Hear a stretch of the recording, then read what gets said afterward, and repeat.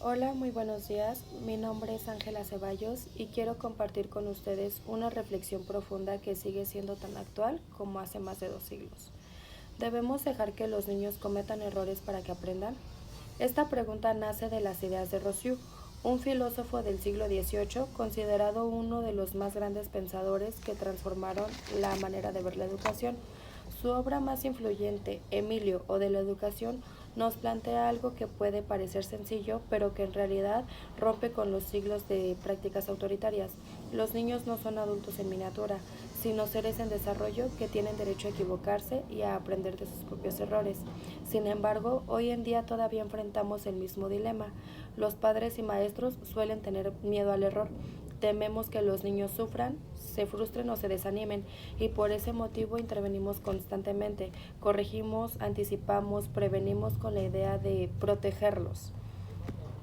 La pregunta es, ¿realmente estamos ayudando al niño o lo estamos privando de la oportunidad de descubrir por sí mismo? Con esto no queremos decir que los niños van a crecer sin guía, sino que la guía debe de respetar su propio ritmo de desarrollo. En esta visión, el error no es un fracaso, sino una parte esencial del proceso. Tenemos como punto número 1 el error como oportunidad. Cuando un niño se equivoca, está experimentando la realidad. Rousseau creía que el niño debía de vivir la experiencia y reflexionar después sobre ella en lugar de recibir todas las respuestas ya hechas.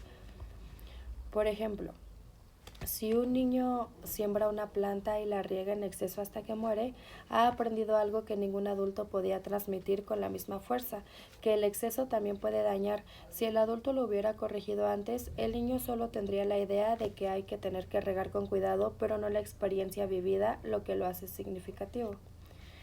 Punto número 2. El exceso de intervención limita autonomía. Cuando padres o maestros corrigen todo de inmediato, el niño desarrolla una dependencia externa. No piensa, no analiza, solo espera indicaciones. Por ejemplo, un alumno que intenta resolver un problema matemático y se equivoca en un procedimiento puede descubrir su error al comprobar el resultado, pero si el maestro se lo corrige de inmediato, el niño solo copia la respuesta correcta sin haber pasado por el proceso de reflexión. Vamos a ver otro punto que es el punto número 3, aprendizaje vivencial frente a transmisión. Rousseau sostenía que el maestro no debe ser quien imponga la verdad, sino quien crea condiciones para que el niño descubra. Aquí encontramos un puente con teorías modernas. Piaget decía que el error es natural y necesario porque muestra el nivel del desarrollo en el que el niño se encuentra.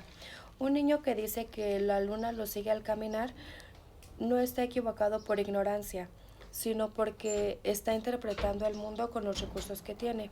Vygotsky hablaba de la zona de desarrollo próximo. El error muestra hasta dónde el niño puede avanzar solo y hasta qué punto necesita del apoyo del adulto. De esta manera, tanto en Rousseau como en la pedagogía contemporánea, el error se convierte en una burbuja del aprendizaje. En la práctica, vemos que muchos adultos tenemos miedo al error.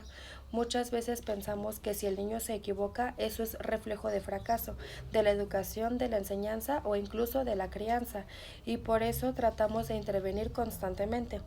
Pero, ¿qué pasa cuando no dejamos que los niños se equivoquen? Criamos niños inseguros, que no confían en su criterio.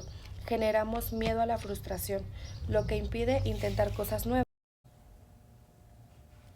Les quitamos la posibilidad de ser resilientes, de levantarse después de un tropiezo. Un ejemplo escolar.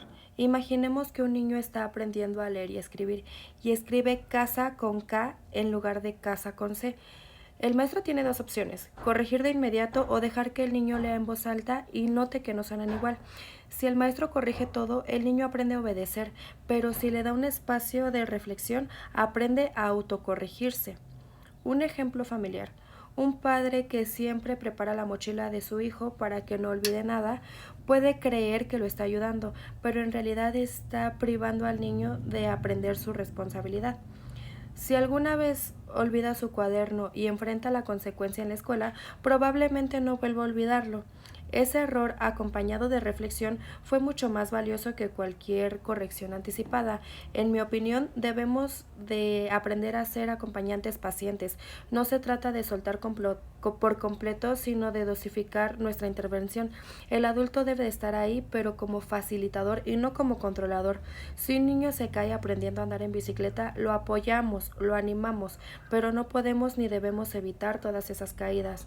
Si un estudiante se equivoca en un experimento de ciencias, lo importante no es corregirlo rápido, sino guiarlo con preguntas como ¿qué observaste? ¿Qué crees que pasó? ¿Cómo lo harías diferente? Dejar espacio para dejar el error. Tenemos que saber o aprender que el hecho de que dejemos que los niños se equivoquen no es sinónimo de abandono, ni siquiera de falta de interés, pero todos debemos de tener ese espacio en el cual debemos de aprender sobre nuestros errores, incluso siendo adultos, siendo papás. Nadie nace sabiendo absolutamente nada, nadie nace con un libro en la mano donde puede decirte debes de hacer esto para ser el mejor estudiante, debes de hacer el otro para ser el mejor papá, el mejor maestro, el mejor chef, etcétera, en fin de ejemplos.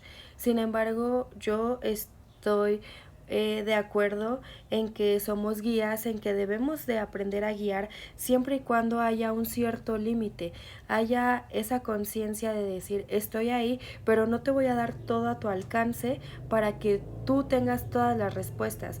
Debes de ir aprendiendo por cada experiencia, por cada error, por cada paso. Y estoy muy de acuerdo en que no todos los errores que cometemos son como fracasos o de decir que ya uno se quedó estancado. Simplemente siento que son experiencias que nos van ayudando a forjarnos dentro del resto de nuestra vida, no nada más como niños.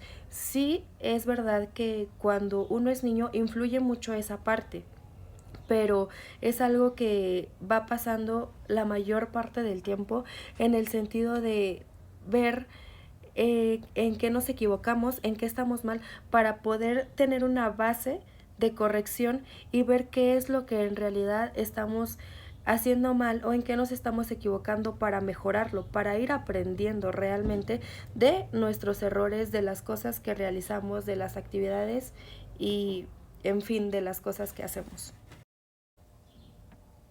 Para concluir, Rocío nos deja un mensaje que sigue siendo vigente. La infancia debe vivirse con libertad, con experiencias y con oportunidades de equivocarse.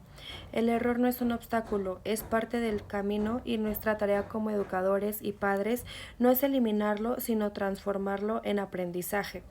El reto es grande porque implica cambiar nuestra mirada, pasar de ver al error como amenaza a verlo como oportunidad, de ser controladores a ser acompañantes, de imponer certezas a sembrar curiosidad.